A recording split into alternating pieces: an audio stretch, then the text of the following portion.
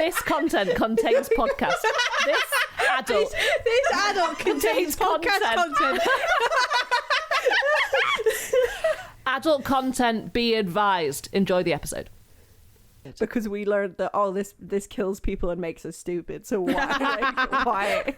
Because it's gonna keep making us stupid. And if we don't ban it now, we'll never ban it because we'll be too stupid.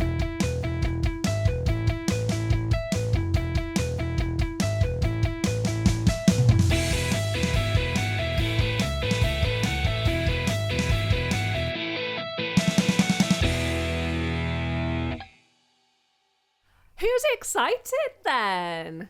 Now, is excited the right word to use?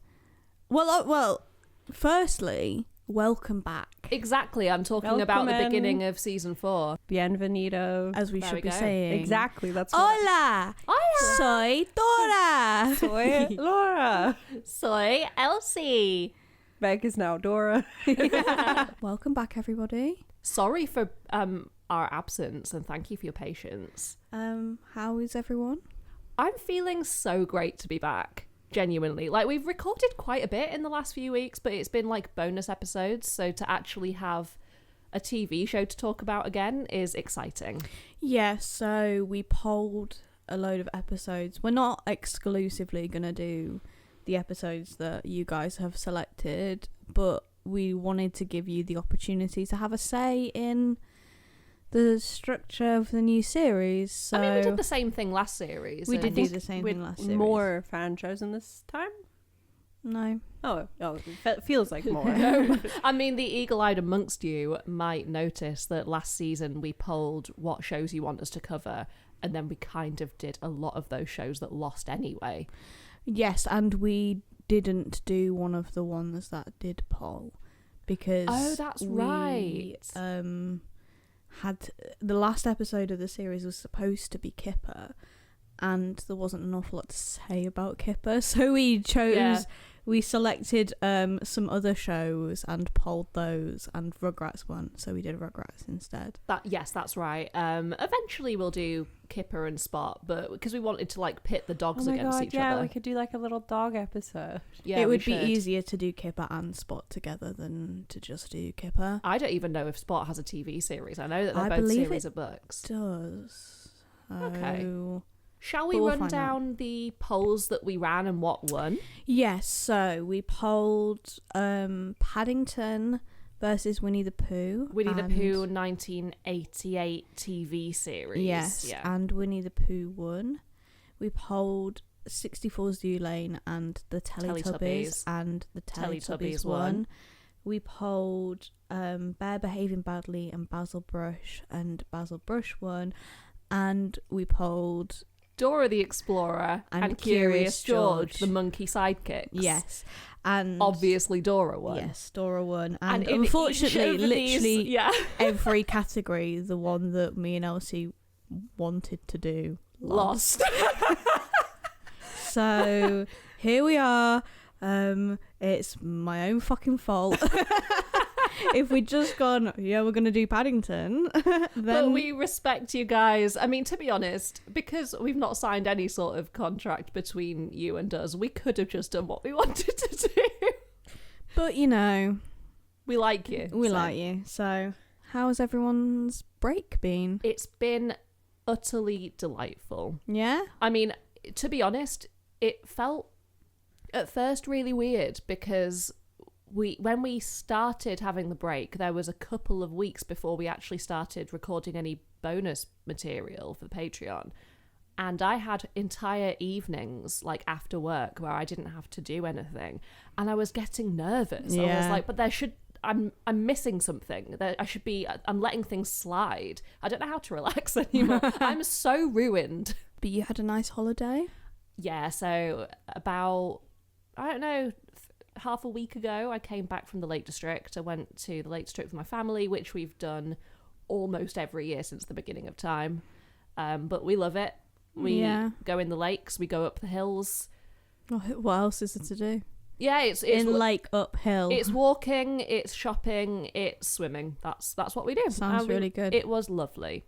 How was your break? I too went on holiday. Me and Mr. Meg went. when Elsie nearly spit out her wine. Went to Greece. That was really nice. It was like 36 degrees the whole time we were there. It was like ridiculously warm. But yeah, it was really good. And you got a bit burnt, didn't you? just a teeny tiny little bit. It's not the worst burn I've ever had in my life. Let's just say that. What about you, Laura? Yeah, these two fuckers went on holiday and I just stayed here because I'm too poor. Well, I almost invited you to the Lake District because my dad said on the group chat, on the family group chat, girlfriend. Yeah, he said, Betty and Arthur, you're very welcome to bring your boyfriends along. He called them both by name, but I'm not going to do that. There's plenty of room, and there was loads of beds in the place we were staying, and I was like, way to make me feel single though. So Laura, I should have brought you along, really. I don't think I could have gone. You had a hospital appointment. Yeah, you couldn't have gone, but we should, the three of us should go and do like a holiday if like that we're sometime. going on like a relaxing holiday, could we leave England? Yeah, sure, but if we want to go on a not relaxing holiday, we have no reason to do that. If we want to go on a stressful holiday, literally just go to like central London. It's so fucking rammed today. I'm not holidaying to central London. We live in zone 2. Yeah, I know. No, it's just my route home today. So my uni's in Bloomsbury, right? There's fucking tourists everywhere. Like, I get it. It's warm, sure, but it's like, could you share the pavement and stop trying to bash me into scaffolding, please? Yeah, London in the summer is not the one. It's like the Wild West. It's awful. It's horrible. Piccadilly Gardens Circus. Yeah, that's the one. Piccadilly Gardens is in Manchester. Yeah, well, Piccadilly Gardens as well in the summer. Horrible. Yeah. It's Pride soon. I saw a bunch of drag queens. It's been, hasn't it? London Pride. I ain't got a clue. Okay, no, I don't know. It's amazing how close to central London you can live and still not have a know clue anything about anything that's going on. Well, yeah, because it's like we're south of the river, and it's like we pretend that the north doesn't. We only go to North London when we have to. When does an important event cross the bridge that isn't the London Marathon? Realistically, see, me and Meg take automatic moral high ground for being from the north. Like, that's just kind of the way it, and if you're Scottish, you can automatically take moral high ground over the English. It's simply how it works. Welsh, or Welsh or Irish. Literally, if you're not English. Literally, yeah. So, but because we're from Yorkshire, which is the only county that is for some reason proud of itself, we take that opportunity. But when you're in London, it flips, and South Londoners are like, they think that North London people are the snobby ones because it's a bit nicer. Not even true. It's not true, but that's I think it's really easy to say that anywhere in London is, but like there's loads of bits of South London that are nicer than loads of bits of North London, and vice versa. That's true. But like the general historic. Yeah, no, I don't think we think we're better because the South is nicer. I just think the South is the underdog. The underdog, yeah. It's like the North Bank gets everything. North of the river gets everything. And you're all very like, wouldn't cross the river. And we're like, neither would we. We prefer living here. Yeah, but it's like we get to live in Zone 2 for a fraction of the cost that it would be Zone 2 North London. And your dad grew up in North London. Yeah, he was always like a proper North London person. Like, why would you move? I told my aunt, who obviously also grew up in Northwest London, that we were moving to Clapham, and she went, you're moving south of the river, how could you? And now your dad would like to move here. Yeah, he fucking loves. You get into like borough arguments, and then the less talked about but I think more actually defining a difference, East London versus West London. People don't talk about it as much, but I think there's a bigger difference. Yeah, I agree actually. And yeah, like, cause my grandparents live in Brent, and I think it's a shit borough. Oh yeah, And I much prefer our my manager their council is horrendous. Anyway, what a we're boring conversation getting off for track. everyone else. Unless you live in London and know exactly what we're talking about. But what if the fucking pavements in Brent versus the fucking pavements around here? We have lovely pavements. Oh, that's so smooth. Yeah. Right. Try the pavements in the north. I haven't got any pavements, just mud. Just gravel. Little hut in the middle of the north, covered in mud, And we shit outside. University. Never heard of it. Sound shite. Right, so what are we doing today then? We're doing Dora. Are you ready to explore? Come on! ¡Vamos arriba!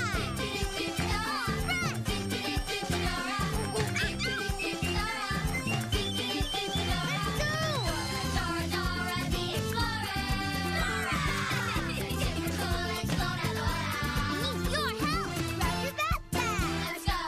Jump in! Marvelous! You can lead the way! Hey, hey! Dora, climb real sliding! Man! Dora the Explorer! Hola! Soy Soy Dora! Can you count to 10 or whatever she says? Something How like old are you? That's big. Backpack. Backpack. The songs are like just words shouted. Yeah, they're not songs. I are wasn't very impressed with the music. I'm the map. I'm the map. I'm the map. If there's a place you gotta get, I can get you there, I bet. I'm the map. I'm the map. I'm the map. I'm the map. I'm the map. I'm the map. I'm the map. I'm the map. I'm the map. I'm the map. I'm the map. I'm the map. We've been away for a while and I've actually forgotten how I usually structure this. So I've got some quite in-depth notes. I might just work down it and we can Sure. Yep.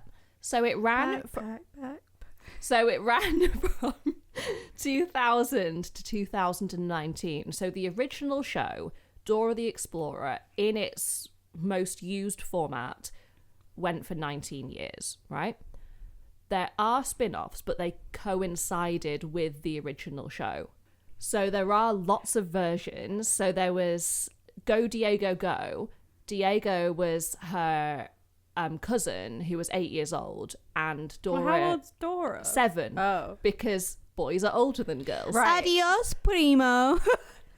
And his show was like a very similar concept, like the whole asking questions to the audience, fourth wall break, but it was about nature and animals and identifying animals and helping animals.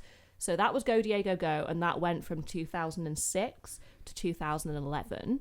There was Dora and Friends Into the City. That only went from 2016 to 2017.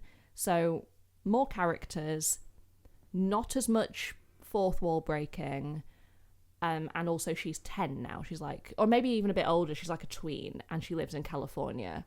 So there's still lots of adventures, but they're like using their imagination more because it's actually centered specifically in LA. Right.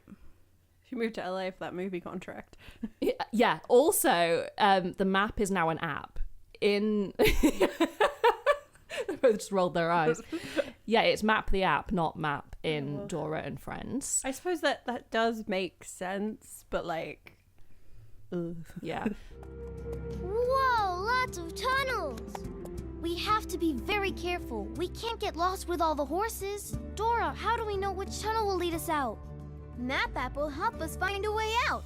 Say Map app! In 2024, right now, there is a sort of 3D like CGI animated. Really Yeah. ugly. It's really ugly, and it's just called Dora. I feel Yeah. like they just keep, I don't know who they is in this circumstance, but they just keep like scooping up children's IPs and making them into ugly Yeah. 3D It's animations. Ugly like the things, third or fourth one we've done where we're like, oh, they've just rebooted it and it's To not be like- worse. Yeah. Yeah. Because also like 3D animation is cheaper now than hand animation, and it's like, oh, Yeah. that's just literally lowest hanging fruit. Mm. It's very disappointing. Yeah, and also another thing that we've covered extensively on this pod is how lots of things are behind a paywall now. And Dora 2024 is only available on Paramount. Yeah. Which, who the fuck has Paramount Plus? People exactly. with kids, mate. Well, I mean, yeah, that's fair. 'Cause that's the only place we could watch Rugrats as well. It's the only place we could watch Rugrats. Because I think it's just annoying me when they're like, oh, this one studio is going to do their own one. And it's like, stop it.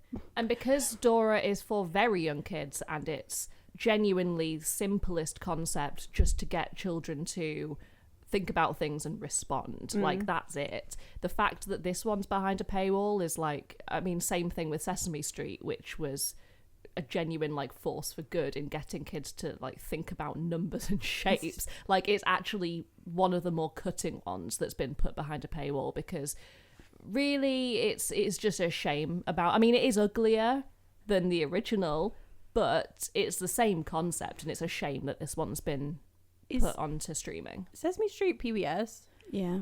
It was PBS, and now it is one of the ones that is not public access. Right. Oh, that's a shame. Yeah. So the producers were Chris Gifford, Valerie Walsh-Valdez, and Eric Viner. So they were all white. And Backpack. the I think the head of Nickelodeon at the time, I think that's what she was, Brown Johnson. She went to a conference and learned that why are you laughing? Because she's called Brown. Is that Brown Johnson? She's white as well. Johnson's the second most common last name in the States. Is it? Yeah. Right. What about Brown as a first name? That's oh god. That's way down on the list, isn't it? Yeah, for sure. So, right next to purple. So originally Dora was going to be a skunk called Stinky. What, really? Yeah. Genuinely. Yeah. Is there like some Looney Tunes breach there because of the French skunk? Well, for a very short time she was going to be a woodland creature, and then Brown Johnson went to a conference and learned that of the 80 like most popular or most screen time, I don't know what the measurement was, but the top 80 primetime characters under the age of 18, not a single one of them was Latina. But was any of them a skunk? I'm gonna say Looney no. Tunes skunk. Yeah. I can't remember what he's called. Do you consider Looney Tunes to be primetime in this day and age? Or in 2000 even? I watched a lot of Looney Tunes. Yeah, I did as well. So, all on VHS. Oh yeah, fair. So they decided, tell you what, let's get a team of consultants in and let's make her a Latina girl. The original idea was to properly embed her in a specific culture, like either make her Mexican or Cuban or Puerto Rican or just something. And then they decided there's not really... Let's cast the widest net. Yeah, there's not really any need to do that. Like, there's plenty of people already not being represented in children's TV, so let's just make her like pan-Latina. That's interesting, because it's like I see the merits of that, but I also see the like downsides of that. It's like you're not properly representing a culture, so you're slightly misrepresenting lots of cultures. Yeah, they said the same when they chose the breed of pig that Peppa Pig was. They did, didn't they? Yeah. Yeah. It's a joke. Okay. We're like, you're misrepresenting all the other pigs. I mean, on the topic of Peppa Pig, I think this is the show that most resembles that one in those we've covered, because it's a huge media franchise. And I prefer Peppa Pig. Me too. Yeah. Yeah. So I don't know if they are misrepresenting any particular cultures. They're just not going that deep into I guess the point there, like, misrepresenting is maybe a bit of a strong word, but like, because you're not doing one proper service, you're doing a slight disservice, if that makes sense. I get that. Well, because it's like if you just make your character Asian, Yeah. you're like representing a whole continent with just... Well, the thing is, all of these places that she could come from, like Cuba, Puerto Rico, Peru, like they do all speak the same language. Like, yeah, I mean, it is all Hispanic. Yeah. I I guess except for Brazil. Except for Brazil, yeah. And it's not just Hispanic people either. Like, Yeah. That's true. Yeah, so I was Googling the difference because I don't know, and I wanted to... like all their cultures are, vary massively. Like, Yeah. historically. Yeah. Well, see, you don't know because No, Dora what I was didn't gonna teach you. What I was going to say was, what I didn't know was the difference between Latina and Hispanic. Right. So the difference, my understanding, is that Latina, and I'm saying Latina because she's a girl, Yeah. and not Latino. Yeah. And or I'm not Latinx. I'm not saying Latinx because people from those regions tend not to do that. Yeah, fair. It's like a kind of American. modern. We're a bit nervous about what is acceptable, but generally We're just that doesn't three get gringos used. trying. Gringos. Yeah. Gringex. So Latina refers to a location, and Hispanic refers to Yes. the language that's Right. spoken. Yeah, so all of Latin America is Latina, Yeah. but all of Latin America, barring the ones that don't speak Spanish, and Spain, so those ones are Hispanic. Yeah. Meg's definitely got the most sort of background education in this. Yeah. But that's my understanding of it. Yeah. So like French Guinea or French Guyana, is it Guinea? French Guinea? And Jamaica as well. That's And- technically considered to be Latina, even though most people there don't actually refer to themselves as that. Like so Brazil's not. I think the Hispanic, Caribbean technically. probably gets quite complicated. Yeah, for sure. Because you've got a lot of French speaking as well. You got a In, little bit of like in Dutch. Jamaica. Yeah. Yeah. But yeah, so in that sense, she's Hispanic and Latina. Exactly. Yeah. So Spain is not Latina. No, there we go. No, yeah. Yeah.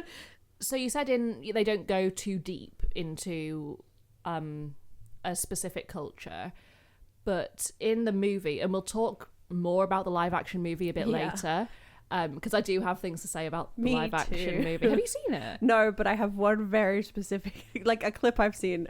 Yeah. Okay, so in that movie, they do use Quechua language. References to it. They do talk about specific thing like real engineering that the Incans invented, and that it is situated in a specific location, which is the Amazonian jungle. Right. Okay. So it has got more specific references, and it does go slightly deeper into A specific like background. actual Yeah. facts, Right. which is really cool. Yeah. But What I actually don't think it's that big of a problem that it is not teaching I would also say- preschoolers about, because it's not really about teaching preschoolers about a specific language thing. It's about getting them to build confidence, learn words, talk. But also you feel know. like if she's like the first Latina character, like making that first move,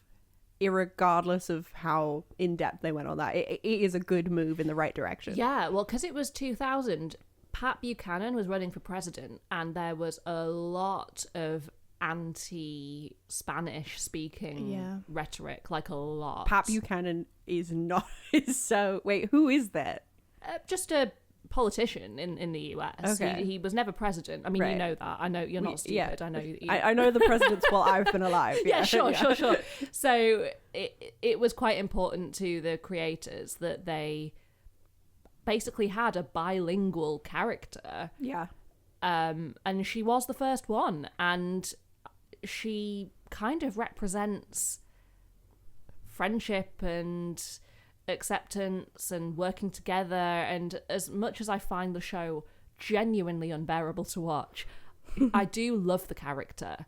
Yeah. No, I think that again, as we've said with several TV shows, the issues that we've collectively got with the show is like nothing to do with the content of the show. It is simply so not for like we're adults. Yeah. And it's like, as it is, I guess, kind of more educational than some of the shows that we've talked about, but there is kind of nothing for adults in this one. Like some shows we watch and we're like, oh yeah, that's still funny now, And I mean, I was watching it earlier, and some parts I was genuinely like howling with laughter at, wasn't I? Because but not even necessarily because it's funny, because it's ludicrous, and I found that very funny. But I actually find it to be quite an attack on the senses. Hola, soy Dora, and I'm Boots. Do you like to go to the playground? We do too! We're on our way to a new playground. It has a slide, a tunnel, a swing set, and monkey bars! Monkey bars are my favorite! Do you want to go with us to the new playground? Great! It's just over the troll bridge! Vamonos! For something that is so kind of loud and nothing.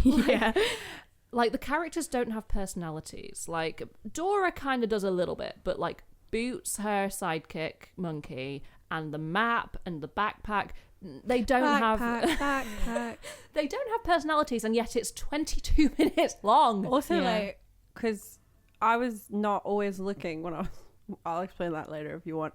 Always looking when I was watching it. So Boots and Dora's voice are actually really similar. Yeah, they are. Yeah. So when you're not like, you're like, wait, who's fucking talking? I don't actually know. Well, 3 girls played Dora and 3 boys played Boots. Right. If you'd have told me that 3 boys played Dora and 3 girls played Boots, I'd believe you because they were all like very young. If you told me one person played fucking all everything, of them, I would be like, that tracks. Yeah. Backpack. Yeah! Hola, soy backpack. To get past the toll, here's what we'll do. First, we need 6 coins, and then we'll add 2. First, count to 6 with me. 1, 2, 3, 4, 5, 6. We counted to 6, but we're still not through. We need some more coins. We've got to add 2. Everything is, because it's all in very short sentences. Mm-hmm. Like very short. Like, we need to go this place. This is how we'll get there. Can you say this? And there aren't any run-on sentences. And there's a pause between each thing to let the audience respond, because they ask questions of the audience. So because of that, there's no variance in the way that the lines are delivered. So it gets really annoying to listen to. And 22 minutes of this, always with an upwards inflection. That sounds like the grumpy old troll. I think he's in trouble. Could somebody help me, please?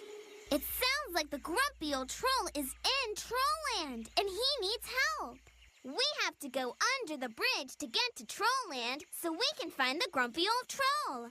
Dora, we've got to find him so everyone can go to the new playground. Vamonos! It's a lot how advertising is delivered.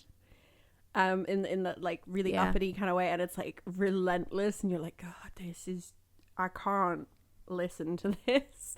It's so just not normal. No, for a very I specific reason, but it means that it's just grating really quickly. Yeah.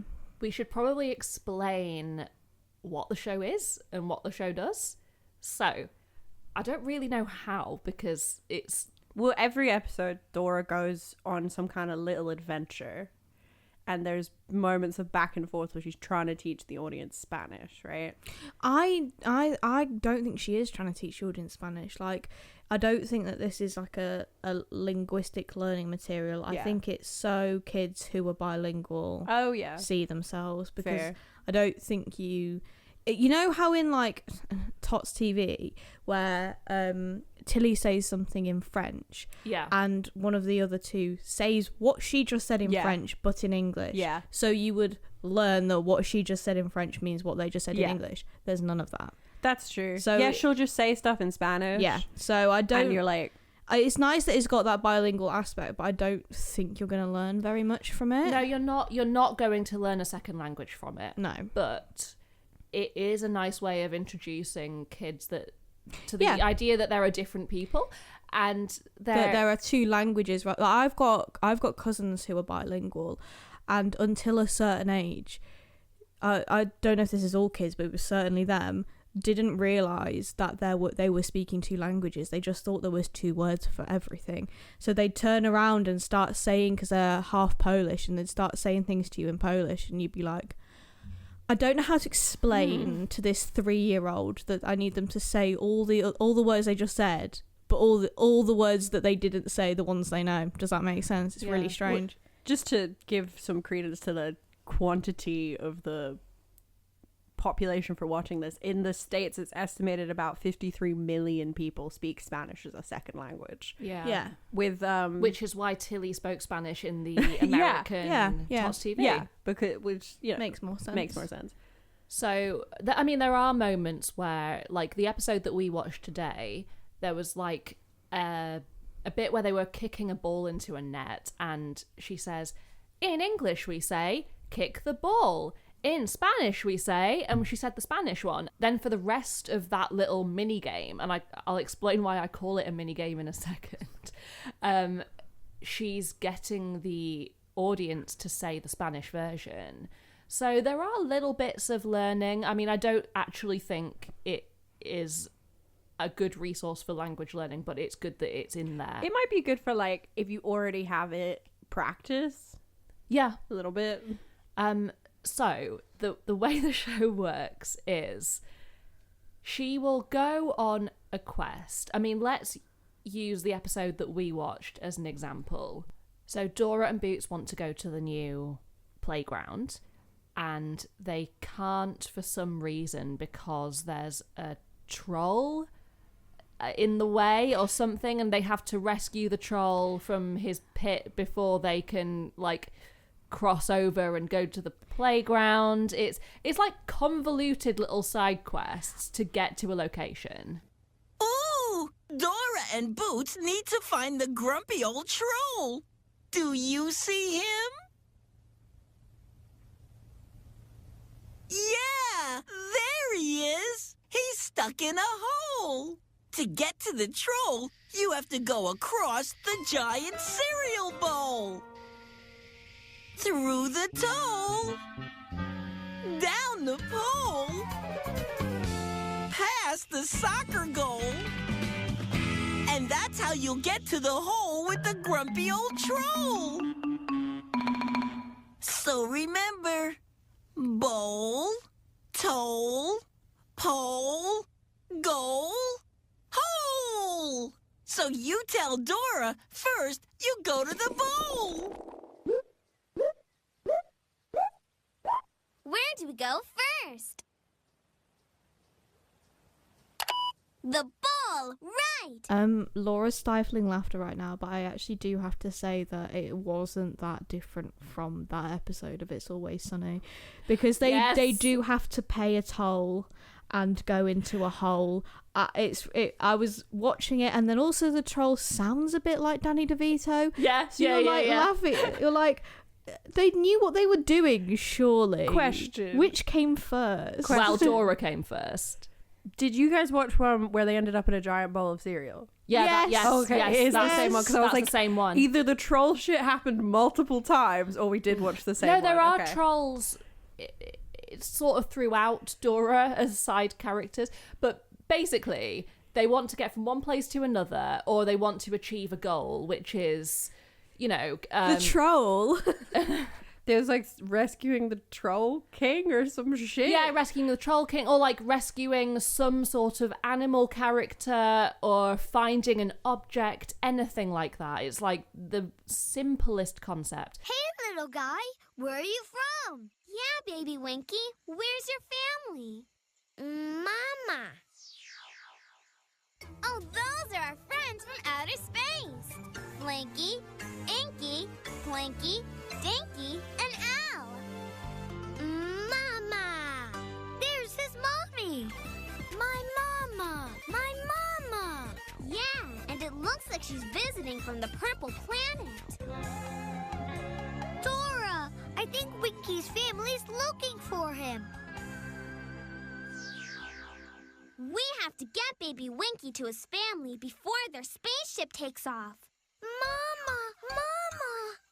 Let's go! And then along the way, there are little side games. Along the way to this troll, they had to sail across a giant bowl. They had to do something with a pole. They had to kick a ball into a goal. And the map Get were access like to a boy's hole. See, I don't watch Always Sunny in Philly, but even I know you got to pay the troll toll to get into this boys' hole. Yeah. You gotta pay the troll toll. If you want to get into that boy's hole, you gotta pay the troll toll to get in. You want the baby boy's hole, you gotta pay the troll toll. You gotta pay the troll toll to get in. Troll toll. What you say? Troll toll. Hey, hey, hey. Troll toll. Here's your toll, troll. Your boy awaits. You To have be to fair- pay the troll toll to get in.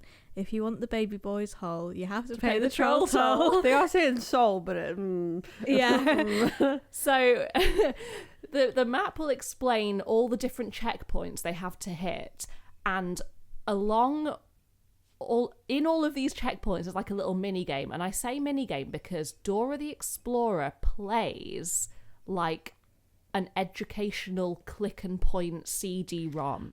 So you tell Dora, first you go to the market.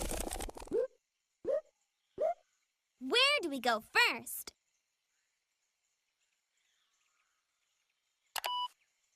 The market, right! The farmer's market.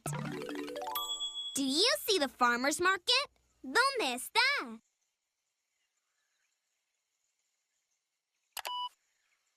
Sí, ahí está. Beep, beep, bop! Yippee! Come on, let's get baby Winky back to his family before the spaceship takes off. Come on, say it with us. Market, bridge, tallest mountain. Market, bridge, tallest mountain.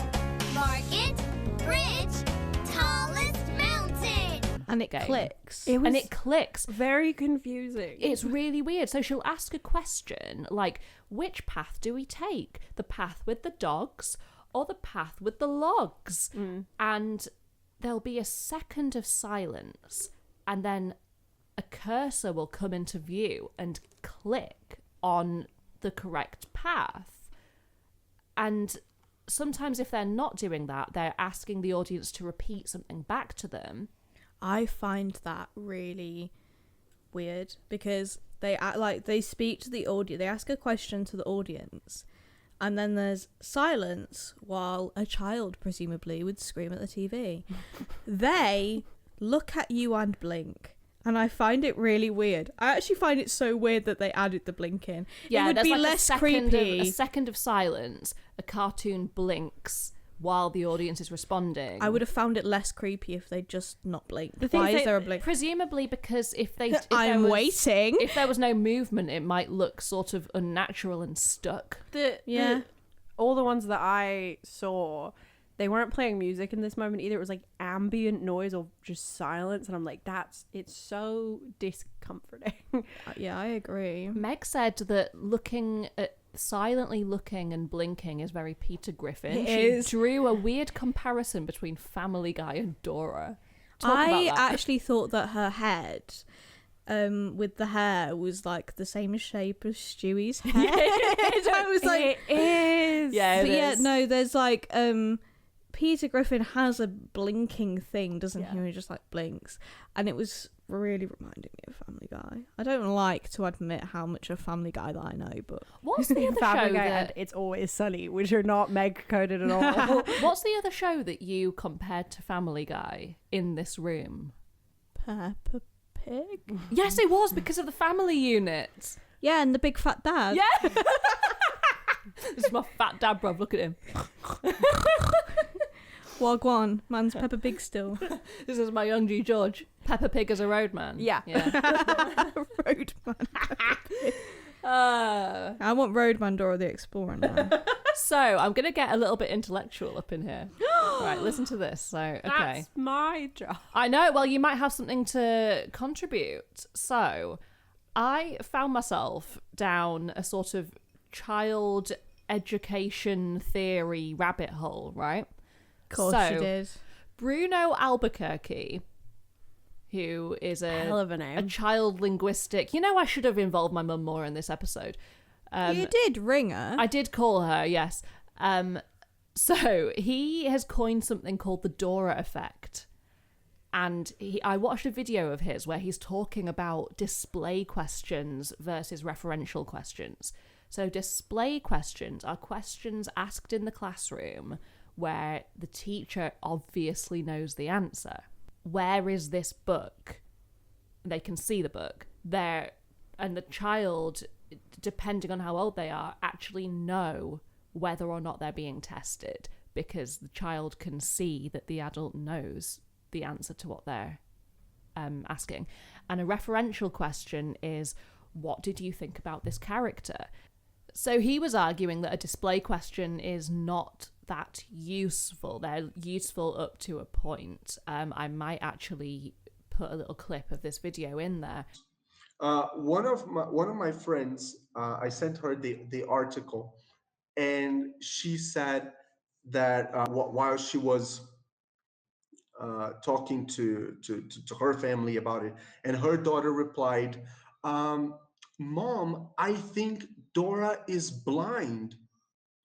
And then she laughed, like, because come on, how come Dora doesn't see the dog at the end of the path? Right? How can't Dora see Raposo hiding behind the bush? He's obviously there, right? And then I thought to myself, do our students get the same feeling, the same vibe from us, as if we're either blind or that we're constantly testing them every time? And I don't mean to say that display questions are not important. Quite the opposite. Display questions are very, very important. For example, the first question there is, I've done my homework, talking about the past or the present. That's a concept checking question, right? We're checking concepts. We're checking if students understood the concept of present perfect in this sentence, in this case. So I believe it is very important, right? We have to know if our students understood what we're teaching or not, right? But I believe that if our lessons are dominated by these kinds of questions, interaction that students will have in the class will feel very inauthentic. So, I mean, it probably kind of depends on the age of the child watching. If you were like 3, I don't think that's going to bother you. But it was an interesting thing to watch. No, because if you're young enough, what she's asking you is, like, if you're, like, for example, if you're old enough to know what a cow is, right? She's going to say, can you see a cow? Or which one is the cow? And they're going to go, oh, why are you asking? Are you blind? If you're young enough to not know what a cow is teaching you what a cow is. Yeah. So it serves a purpose if you're of a certain age. If you go, oh, is there a cow behind me? And you go, yes, because I recognise that as a thing. Then you're learning what that thing is. It's also an interesting test of the ability to discern intentionality of questions. Because if there's like... there's sort of like 3 age groups here, where there's one where you don't know what a cow is. Yeah. And then there's one where you know what a cow is, you don't know why she's asking you this question, you think she's dumb. And then there's a third group where you know what a cow is and you know why she's asking you this question. Yeah. Because you're now cognitively aware enough to go, oh, this situation is set up to test me. Yeah. And then I think there's another very specific age group that finds it hilarious to answer the questions wrong. Well, that's like young adults. Oh, I don't know. Like, I was asking my colleague today, because I just dropped into work, because I just do that on my days off now. I live like 10 minutes away from my work. I said, does anyone have any opinions about Dora the Explorer? And my colleague... We cast a narrow net. My colleague who's German, like it's worldwide, it's a huge global thing. Yeah. She said when she was a kid, her and her brother would just kill themselves laughing, answering the wrong wrong answers. That would be falling into the third group, because you know why they're doing it. You know what a cow is, and you're having fun blatantly ignoring all of that. Yeah. Don't worry, Baby Winky. We'll fix the bridge. How will we fix the bridge, Dora? We'll have to put the missing pieces in numbered order. My mommy taught me a special counting song in Spanish. 1, 2, 3, 4, 5, 6, 7, 8, 9, 10.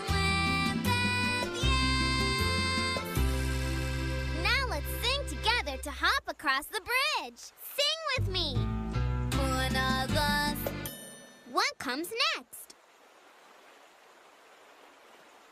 Correcto. 3. Do you see the 3?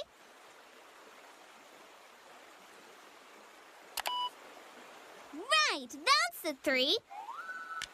Come on, let's keep singing. I want to take us on a bit of a tangent now, if that's okay.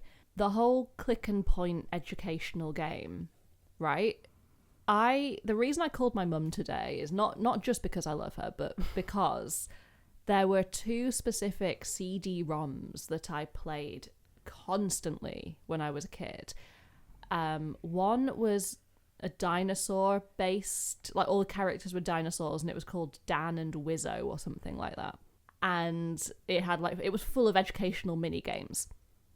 And another one was called Reader Rabbit.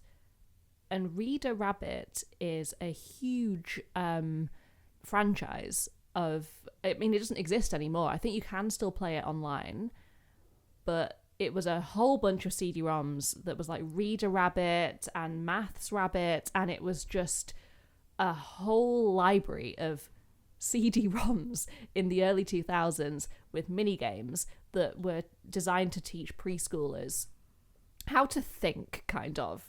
So, like, unbelievably basic things. And I absolutely loved it. And when I was supposed to be researching Dora today, I was actually just scrolling through 2000 CD-ROMs for preschoolers to try and get the name of this thing that I haven't thought about for about 20 years. And I called my mum and I was expecting her to say, that was an annoying thing. And she said, yeah, it was really good. I found the games fun. Yeah. It was excellent.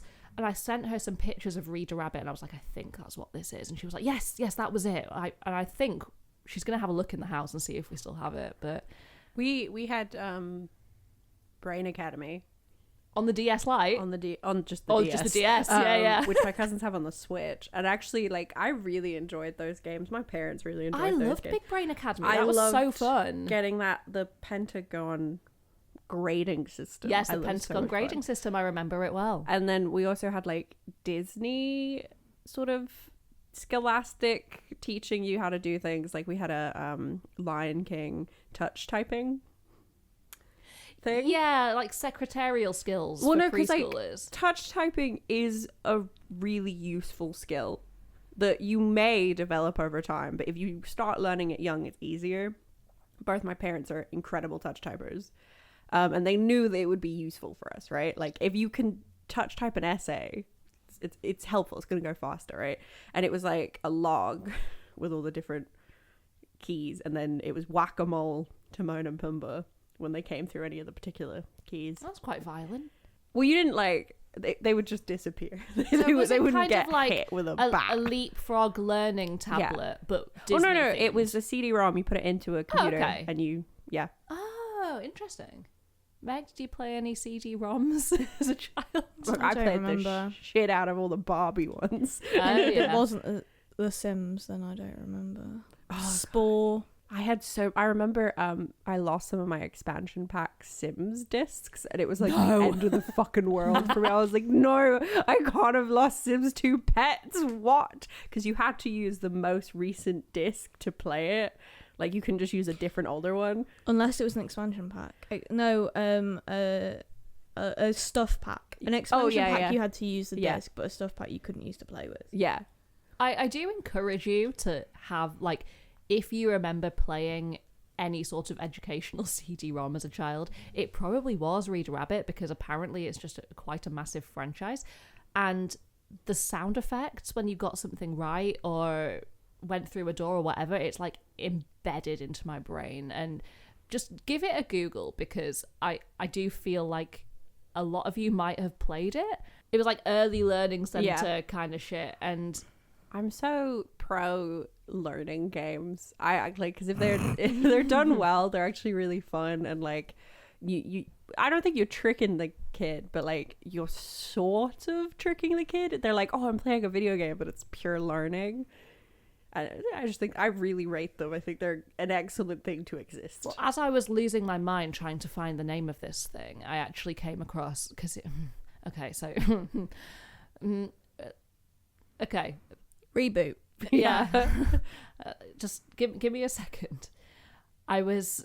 So the characters are obviously the rabbit, and there's a lion in it, and there's a mouse in it, and it's just animal characters that are teaching you how to do these, identifying 3-letter words. And as I was searching for the name of this particular thing, I did find myself on DeviantArt. Okay. Now, I'm friends with a couple of furries, so I'm not going to say that furries ruin everything. You don't have to be a furry. I heard fairy, and I was like, wow. I'm not going to, like, slander any furries, because they're genuinely not doing any harm, but, like... They're keeping commission artists alive. They are! Fed. No, exactly. But they don't ruin everything, but they did ruin this. DeviantArt. Wow, no, they ruined... Oh, the learner rabbit stuff. Yeah. We've never been to Trollland before. How are we going to find the grumpy old troll? Who do we ask for help when we don't know which way to go? Right, the map. You have to say map. Say map. Say map. Laura just gave me a really... I actually don't think they're that bad. Well, they're nice. It's very spicy. Right. Characters. Nothing much to say about any of them. You have to say swipe or no swiping. Say it with us. Swipe or no swiping. Swipe or no swiping. Swipe or no swiping. Oh, man. I think the map looks like a blunt. He really does. Like, he bends over and it's like, oh my god, is she gonna smoke that? Yeah. And then you've does. got backpack. Backpack. How is a backpack a character? They're not characters. There is a fox called Swiper. So he is a character that basically provides some inciting incidents. Yeah. So he will take an item and they've got to get it back, basically. Yeah. So he is like the closest the show comes to an antagonist. And at first, the Nickelodeon did not want Swiper to be involved because it was like bad role models. Yeah. But the team were like, no, we need him because he actually makes things happen. Yeah. So they kept Swiper. So because Dora the Explorer is one of the world's biggest media franchises, would you like to hear Wikipedia's list of the highest franchises, the highest grossing franchises? Yeah. Can I guess? Yes, you can guess. Avengers, Marvel Cinematic Universe does not appear until the second tier, which is 20 to 50 billion. So shit. Okay. So the 50 plus billion. Transformers. I don't know, but guess what's in the 50 plus billion? The two that are in the 50 plus billion. Is Dora? No. Are they kids or adults? They're both kids. Actually, most of these are for kids. The vast majority in this list going from... Kids are such a market. Yeah, going from 50 billion to the lowest one that they've got on here is, I think it's 2 to 4 billion. Frozen. I don't think Frozen's on there. I know that... Really? Because it's fairly... recent compared to some of these. Yeah, but it's got one of the highest box offices ever. So. Teenage Ninja Mutant Turtles. No, you It's know not what? Teenage Mutant Ninja Turtles. I do this every time. struggle. Always. So in the 50 billion, What does it group begin is with? P. Peppa Pig. No, Pirates. no. I know because that's one of the highest. That's the most expensive Okay, I film don't ever. know. Pokemon. Oh, I wasn't finished guessing. So Pokemon is the top one, and then just under that, so that's 88 billion. That and makes sense. Then there's quite a jump at 52.2 billion. What does it begin with? M. Mario. No. You're gonna kick yourselves. And we're gonna kick ourselves. Is it Western or is it Asian? It's Western. Right. It's American, to be specific. American. Massive media conglomerate. Massive character. Begins with M, and it's American. Animated? Yes. I mean, it's easy for me to say that it's easy because I'm looking at Can it. we have but- another Is clue? it humanoid? No, it's not. Well, it's okay. humanoid, but it's not a human. It's anthropomorphic. Can we have another? Because I already assumed. Oh my that. god, okay. He has a girlfriend that is the same species as him. He has, so it's someone and friends. It's someone and friends that is this franchise. Recently came into public domain. One of his films. Oh, Mickey. Yes, it's Mickey. Mickey and fuck me, of course. Mickey Mouse and Friends is quite about over 30 billion down from Pokemon. That I mean, it's because also Pokemon, the sheer quantity of stuff that Pokemon has. That's true. That yeah. and has been doing for 40 years. So but although then, Mickey's 100 years, to in be fair. the 20 to 50 billion, you've got Winnie the Pooh. Below that, you've got Star Wars. Then Disney princesses, which I assume Elsa is a part of. Right. Yeah. Then, 1973, started in 1973, Pan Man, which is, I believe, a Japanese character. He is a character that is filled with bean paste. Oh, yeah. Like Yeah. a red-faced kind of pastry character. You should be well into that, Laura. You love pastry and beans. I really like red beans. Red bean paste, yeah. That's Pan Man. Yeah. So Pan Man is above the wizarding world. It's because it's older, right? Yeah, I suppose because it's older, but it's strange to think about, isn't it? That something that I have never heard of is a bigger franchise than Harry Potter. Here's the thing, the Japanese franchises know how to merchandise the ever-loving fuck out of themselves. Yeah, From the true. get-go. The Harry Potter books came out and then the merchandise stuff came later. That will have come out and then immediately there's merchandise. Sure. Oh, that's in the 70s as well. Yeah. Then after Harry Potter is Barbie. How high up is Hello Kitty on here? I'll get to Hello Okay. Kitty. Then Marvel. Then Call of Duty. Fucking hell. Then It's because Batman. the games are so expensive. Yeah, then Batman is underneath Call of Duty. Then it is Hello Kitty. Ah. Then Spider-Man. Then Transformers. What's interesting to me is with Batman on his own has made so much more money than literally any of the rest of the DC universe.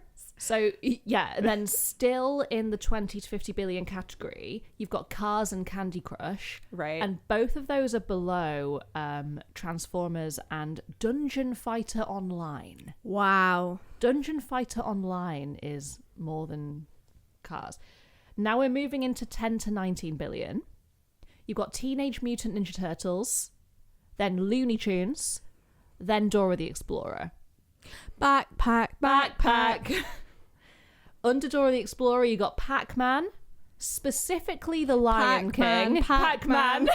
Well, because the Lion King is a part of that, the Lion King stage, because that's Yeah. the highest grossing stage production Of ever all time, by yeah. such a huge margin. Yeah, it's 15.2 billion. Yeah.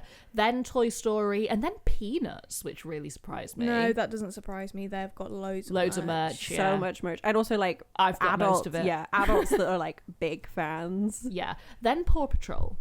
Wow. Avengers is under Paw Patrol. Avengers isn't for kids. Oh, then you've got Frozen. Oh, okay. So Then- they have these like conglomerated and then also separated. So, Exactly, yeah. because you've got Marvel and Avengers is separate to Yeah, that. Spider-Man's separate to that. Yeah. Space Invaders is under Frozen. In the 5 to 9 billion category, we've got Grand Theft Auto, James Bond, Dragon Ball, Angry Birds, and then Thomas and Friends, which we never mentioned in our episode because I never thought to. I didn't think it was a global phenomenon, but apparently so. But yeah, again, so easily merchandised. Yeah. And they've had so many shows and movies and stuff.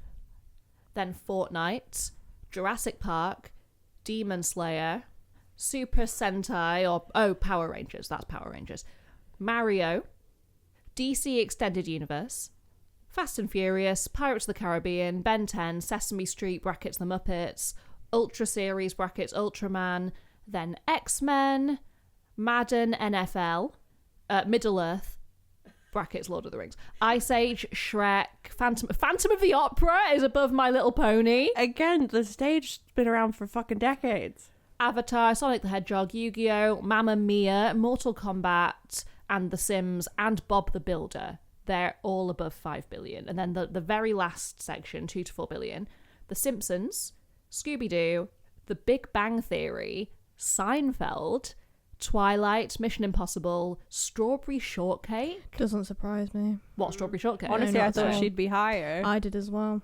The Like Smurfs. above fucking Seinfeld. Above Seinfeld, yeah. That's so weird. What merchandise is there for Seinfeld? I know, that's so strange. I had a strawberry shortcake.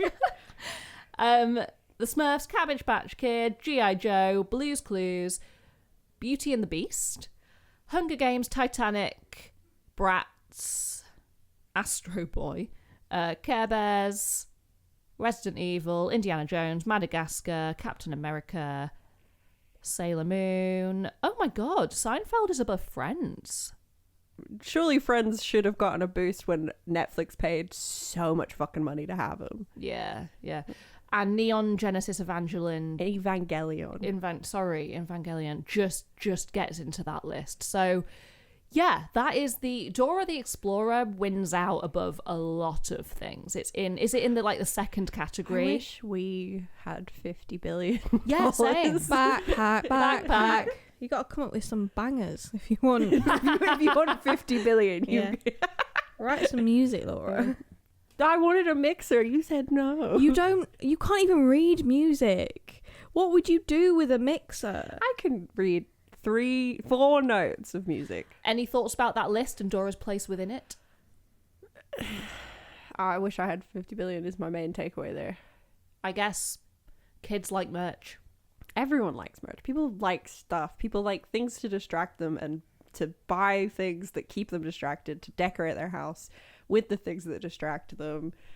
Sorry, I'm going to go off on an anti-capitalist tirade. A little deep, isn't it? People want distractions. Laura, you like merch. You fucking love that shit, man. Yeah, you're a big merch person. Not so much anymore. No, but you used to be. I just keep it forever. Yeah. A lot of the stuff now that would be considered merch was bought for me by other people, like presents and stuff. The thing that I have the most merch of, I do believe, is it's either Peanuts or Rainbow. I noticed Rainbow didn't make the list. No Zippy. Are you fucking surprised? No, I'm not. But what do I have the most merch of? But if other people bought as much like Bungle, George and Zippy stuff as I did, that would be top of the list. I don't really have any merch. Probably have the most like Studio Ghibli merch because I've got 3 big old Totoros around the house. Meg is seriously against Tat. Yes. Meg hates stuff.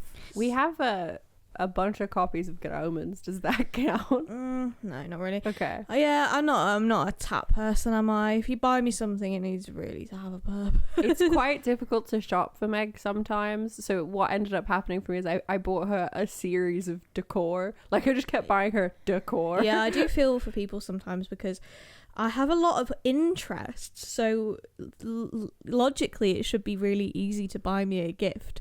But if you're gonna buy me crap that's gonna sit around and do nothing, I'd rather you bought me nothing. I'd rather have the money. Yeah, give me the money. I'm fairly proud of that one. I got her like a wood carving of Star Trek. Yes, and also for Christmas, Elsie got me a David Shrigley plate that says it says I heart peas, but instead of a heart, it's a P. So it says I pee peas. Yeah, and Meg likes David Shrigley. I really liked that. We all love David Shrigley. Yes. Everyone loves David Shriggers. Shrigley. Shriggers.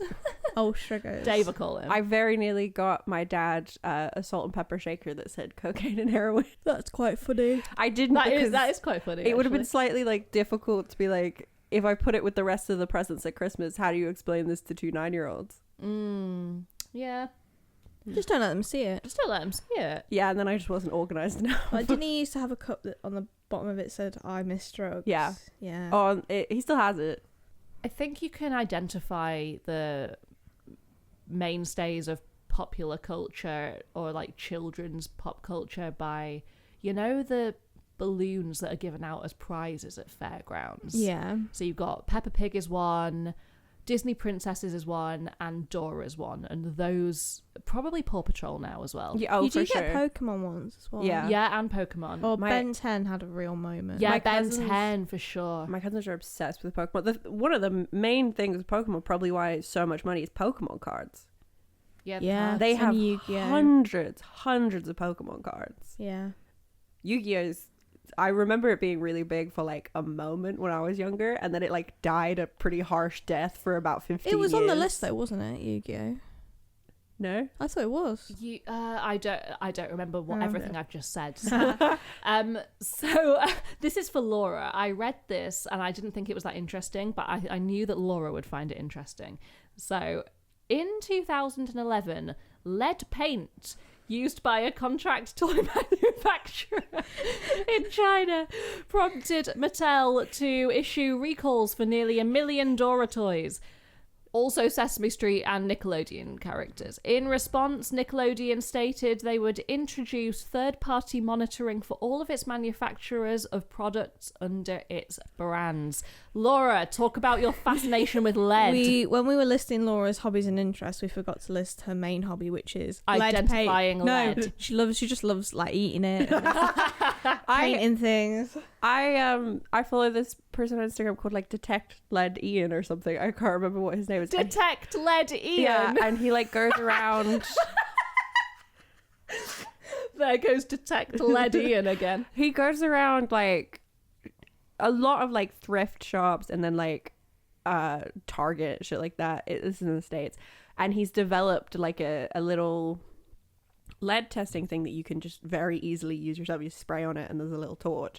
It is fucking horrendous how much shit has lead in it. And I'm not talking about thrift stores, because some of that's old, and you should, if you're buying and eating off of stuff from thrift stores, you should for sure check, because eating lead is horrendous for you, obviously. But it's like new things that are for sale in Target, like mugs, bowls for pets where there's just lead in it. And it's anything like, you buy off like not Shein, but like oh no, yeah. Yeah? There was a hazardous level of lead detected in multiple different items of children's clothing from Shein. See, this is why I put this into my notes, because I knew that Laura would have something to say. And I really this is how much of a hobby person Laura is. She actually said to me and Meg, I'm getting really interested in, like, I think I should buy a lead detector. Do you guys remember like when you first became aware of lead? Because I do. No. And it was the Indiana Jones film where he gets in that fridge as a in that miniature the model yeah, town. like the bomb testing village, and he gets in the fridge because he knows a bomb's about to go off. And I remember watching it and saying to my mum, what the fuck is that gonna do? Surely and she was like, oh no, it's lined with lead. And I was like, what? And she was like, oh, lead would protect you against that kind of thing. And I was like, oh, obviously, just get in the fridge, guys. No, so obvious. I cannot say that I remember the first time I was made aware of lead. Oh, I'm sure that's not a common experience, but I don't recall the first time I was made aware of it, but I remember getting stupid X-rays when I was 13. I think. And there were 2 nurses in there, and they were wearing the lead vet, like they look a bit like chunky bulletproof vests that have like a lead plate in them to protect them. Yeah, from getting X-rays. a head X-ray is insane. Like, you go into a little machine that you have to stand in, and then the nurse puts on a welding mask and fucking leaves the room, and it's like, excuse me, what?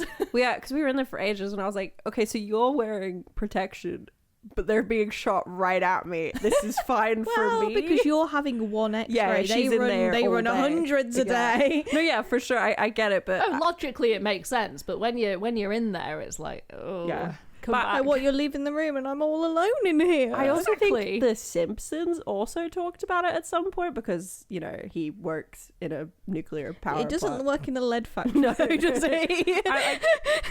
And then I remember I was older when I learned about when there was lead in the fuel. Oh, what was it called? Unleaded. Yeah. I can't remember what the petrol used to be called that had lead in it. Got like there's a specific 3-letter acronym for that fuel, and I remember learning that it only got banned like in the 80s or something, and I was like, And now what? all like petrol stations say unleaded Unleaded, on yeah. them. But like all of it's unleaded All now of it's because unleaded. because we learned that this kills people and makes us stupid. So why? Like, why? Because It's going to keep making us stupid, and if we don't ban it now, we'll never ban it because we'll be too stupid. I remember I was quite young when I watched this documentary about Victorian homes And lead. and like how much lead was in Victorian So you homes. were quite young when you learnt about lead in Victorian homes? Yes. So maybe that was the first time What do learnt you about think lead. is this generation's lead/asbestos? Oh, microplastics. Yeah, but that's something we know about. I'm talking. We like- knew- knew about lead. Oh, really? Yeah. We didn't know about asbestos. Like We pretty quickly fucking learned about asbestos. Yeah. When, what do when you they were think putting is- it in the insulation, they weren't too sure about it, but then they fucking figured it out. Yeah. So what do you think is like our generations in a few years will be like, oh So fuck, that's awful. There's one that's currently very recently got banned in Australia. It's a particular stone dust that is really common in kitchen countertops and stuff like that. It, in a similar way to asbestos, causes these quite rare, completely untreatable cancers, and they're still really common for kitchen materials, and it gives the people that work on them this specific kind of untreatable cancer. And it's probably just a couple more years before a lot more countries are going to follow suit and ban it. Oh, right. I think putting hot laptops on your balls is Yeah, but you're not going to get cancer from that. You're just going to be briefly infertile. yeah. Okay, so that's like a fun new Yeah. birth control. Get Be in online a for hot bit. tub. Get But in a hot it's- tub, yeah. Because of these, like, so many of these incidences of horrendous things being put into our homes, being made into wallpaper, being breathed in by people everywhere, there's so many more, like, safety precautions in place of how much you have to test stuff before it can go to a wide market, that I don't think it's going to happen on the same level as asbestos and lead. So, series 4, and we are welcoming the return of our favourite feature, Common Sense Media. They both just instantly grabbed their phones because I've sent them some. I was like, why is she doing an intro bit in the middle of the episode? Because it's Common Sense Media time, baby. Are we all ready for some Common Sense Media reviews? Yes. Okay.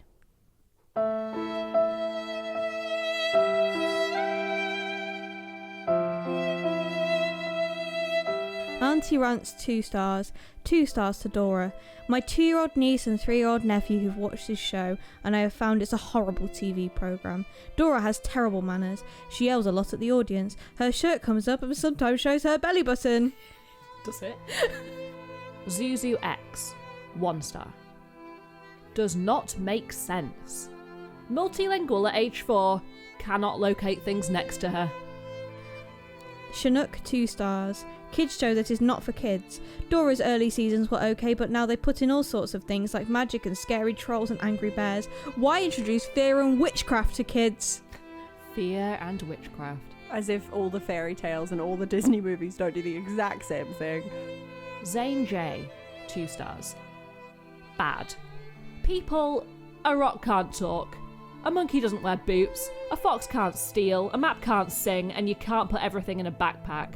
Dora is a very bad show, okay? Because if there is a thief, you tell them to go away and they're not going to listen, okay? And Dora depends on almost every character in the story, and that bad. Don't want your kids to grow up being spoiled, okay? Dorinsa C, 2 stars. Why? Why does this 3 or 4-year-old wander around all day? Why? Why does she wear a shirt that's too small? Why? Why does she wander around all day? Why? Yeah, they didn't like that, did they? All the fear and witchcraft and belly buttons and Monkeys don't wear boots. and the klepto fox. Hashtag klepto. Hashtag no klepto. No klepto. Hi, Dora. What's today's adventure? Today, we continue our decades-long search for Bata Bata. Ooh, look. Golden poison frog. Its skin is lethally toxic and can cause full body paralysis. Can you say severe neurotoxicity? So in 2019, they made Dora the Explorer and The City of the Gold city or of the Lost something? City of Gold Yeah. or something like that. And El Dorado. Yeah, I was going to yeah. say, what's it fucking called? well, you say that there is a sequel in the works that's called something like Dora the Explorer and the Search for Sol Dorado or something like that. I think I've got the title slightly wrong there, but it's basically... You should just watch The Road to El Dorado. It's a great movie. It's a great movie. It's a great movie. So the idea of this movie sounds kind of horrendous. It sounds really annoying. So she's a teenager now, and she is going to school with Diego in the big city, and all the other kids are like freaked out by her like weird naivety. And it seems like one of those sort of cash-ins that's kind of making fun of the original source material, like kind of poking fun at the childishness of it, even though it is a TV show for kids. And I actually watched the trailer and I watched some clips for it, and it looks really good, and it got really good reviews.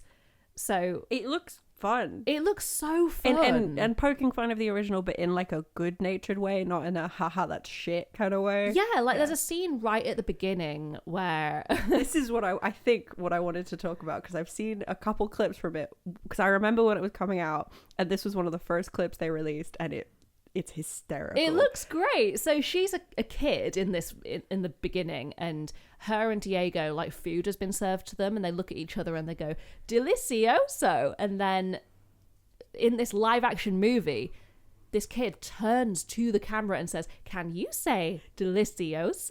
And the parents look at each other like, What? Yeah, they're like What? glancing at each other. Eva Longoria and Michael Pena. Yeah. And they are looking at each other like, shit, is our kid fucking crazy? yeah.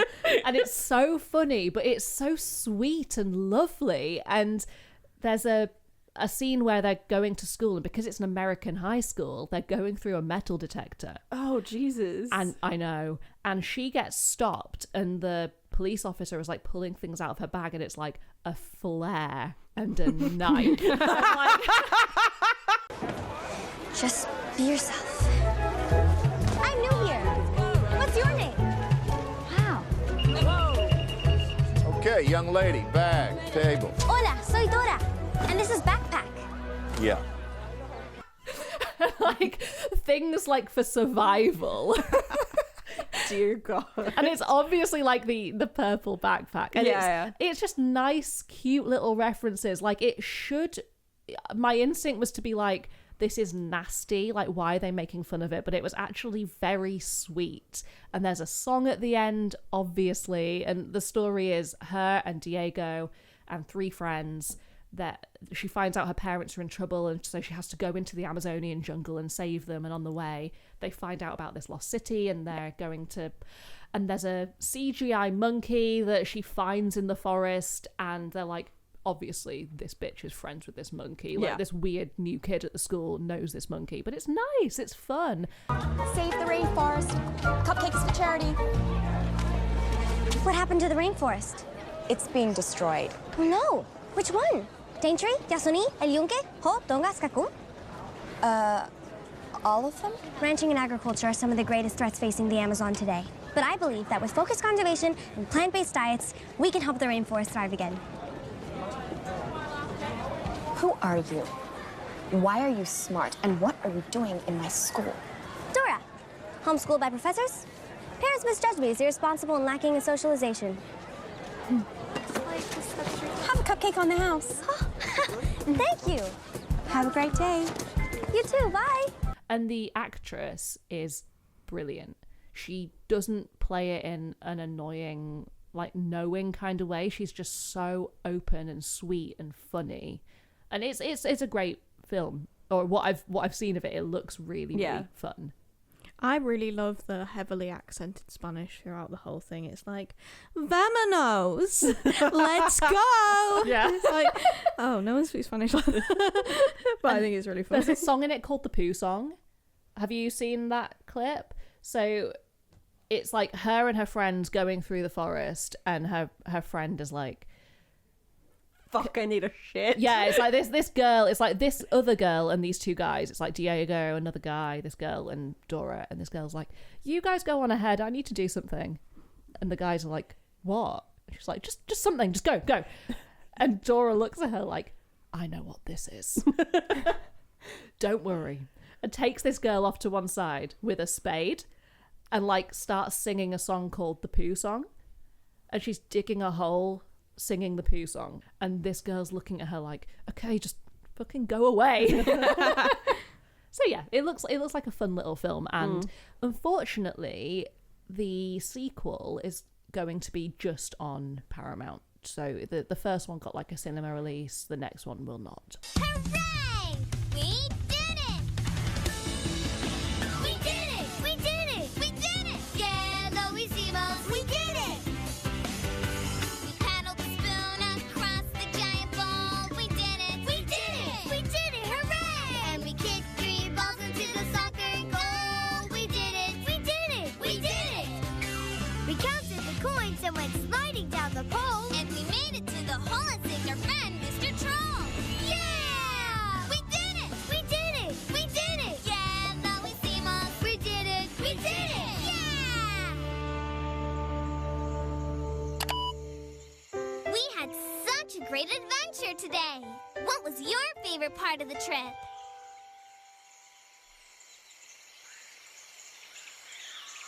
I liked that too. Have we exhausted Dora? I don't think I've got anything left to say, but I can definitely see the merits of it, even if I found it a little bit Insipid. grating. Oh, it was horrible to watch. It's ugly. It's jarring. It's ugly. What was to say, like, I didn't watch it as a kid. I definitely could have, because I was 2 when it started, right? But I never did Spanish, so I never watched it. The Dora and Friends Let's Go to the City or Into the City or whatever, that's even uglier. That, you know, the animals in Barbie movies that have human eyes, that's what all of Dora looks like. They've all got very piercing eyes that don't change expression. That weasel from The Princess and the Pauper haunts me.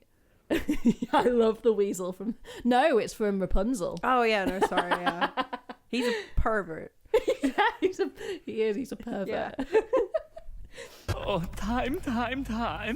My mistress is ready for her beauty nap. Step to it, girl. Oh, allow me, mistress. So yeah, it's an ugly show. It's a horrible show to listen to. I mean, the only... Sorry, we don't hate it, but we just didn't enjoy it. I think I love that it exists. I love the character of Dora, and it does have a few moments every so often where there is just complete silence because she's asking the audience to... Yeah, which is just a bit weird. It is a bit weird, but it's one step up from Cocomelon because you do get some respite from noise at some point. So that's good. What's goodbye in Spanish? Adios. Oh, yeah, of course. Sorry, I couldn't remember. So there you go. That's Dora. You voted for it. You got it. You got it. thank you for joining us once again. We're back. Muchas gracias. Muchas gracias. Hasta luego. Shall we do the socials? I think we shall. You can find us on Twitter at Thots__TV.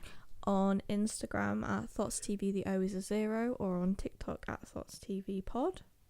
You could email us at thotstv2002@gmail.com. Discord is linked on the socials. Let's get out of this room. Yeah. Yeah, good to be back though. Yeah. But now I'm going to go stand outside. Yeah, let's go outside, yeah.